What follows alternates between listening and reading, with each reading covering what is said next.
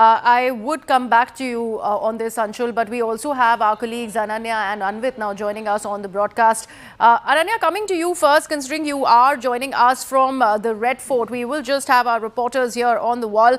Ananya, yes, there you are. Wanted to understand about the situation right now. Has everything come back to normal? We do understand that the Red Fort metro station is not operational because of security reasons. Of course, the clearance has not yet been given because the probe is underway.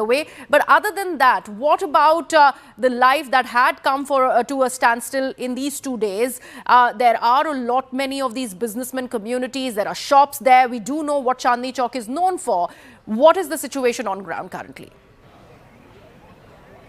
Well, absolutely. At this particular point of time, if I show you right behind me, it's a kind of an eerie silence that remains, and there is a lot of security checks that have been put in place as far as Red Fort is concerned. Though this particular area where this blast had actually taken place, this particular red light, where if I ask my camera person Ramashankar to show you that particular spot, which has been covered, it was in fact the scene of crime, the exact scene of crime where that blast actually took place. That has been cordoned off, though.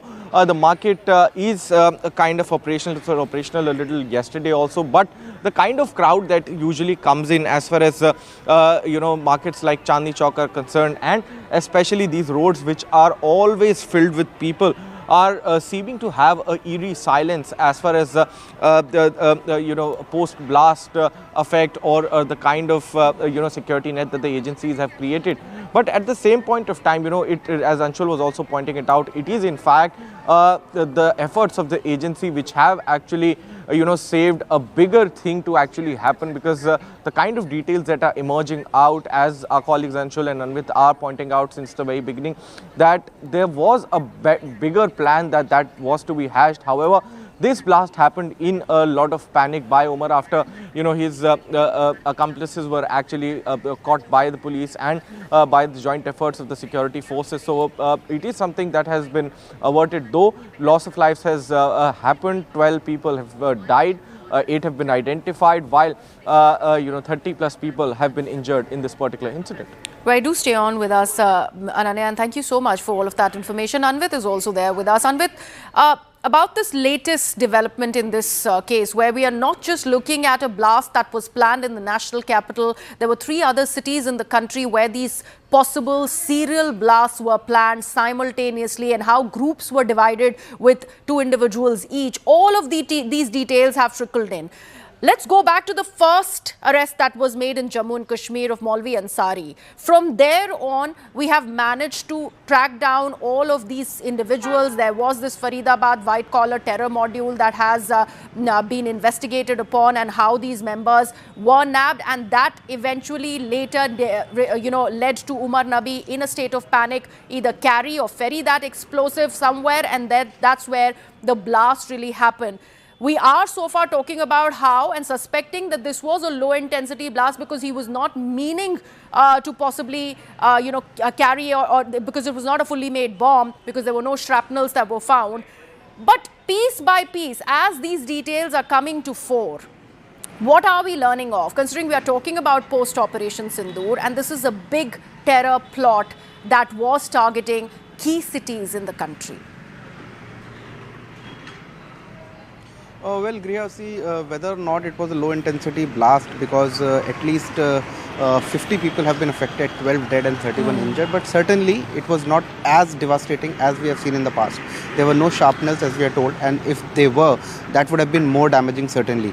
But given the fact that 2,900 kgs of ammonium nitrate being recovered, and just shortly after that a blast taking place where roughly about 60 to 70 kilograms of ammonium nitrate was there, suspicion is that it was there, along with a high-grade military-grade explosive mixed with that. So just a small chunk of that being used. Now, whether it was from the same batch, chemically when examined, we will find out if it was from the same batch as it was found with the Faridabad module or not. And if it was, it becomes more worrying, because then it means that they had hoarded that chemical there, and then from that chunk it was probably it is suspected that they were to make different let's say IEDs or explosives and then plant it to different places. Obviously, when such a huge huge consignment is found in a place like Faridabad, it becomes obvious to say that it was not probably meant for the NCR but for the national capital. So this certainly intelligence agencies must have shared it with their stakeholders and sister agencies as well,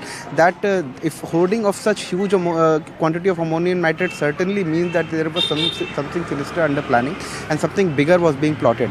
Also, when this man starts his journey from Badarpur, enters Delhi, roams around Delhi for hours in that explosive laden car and then parks it at 319 at Red Fort.